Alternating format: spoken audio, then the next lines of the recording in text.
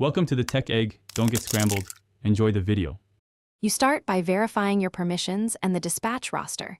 You must have admin or dispatcher access. Once confirmed, open the in-game console with / or the backtick key and enable command mode. Then load the emergency roster and map so you know unit ID and current statuses. This prevents misdirected orders.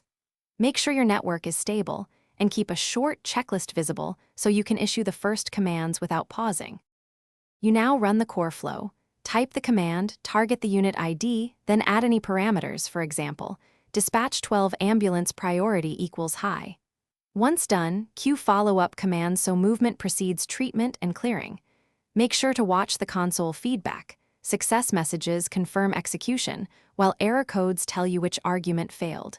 If units don't respond, resend with a shorter syntax and include proximity or channel tags to reduce ambiguity.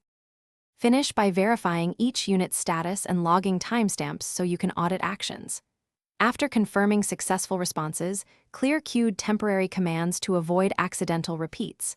If something goes wrong, use the rollback or cancel commands immediately and notify teammates in chat. This prevents cascading errors. As a troubleshooting tip, if commands freeze, restart the console, reassign the role to a backup dispatcher, then reapply the command sequence. This usually restores proper. Thanks for watching. Consider subscribing if I helped unscramble your problems.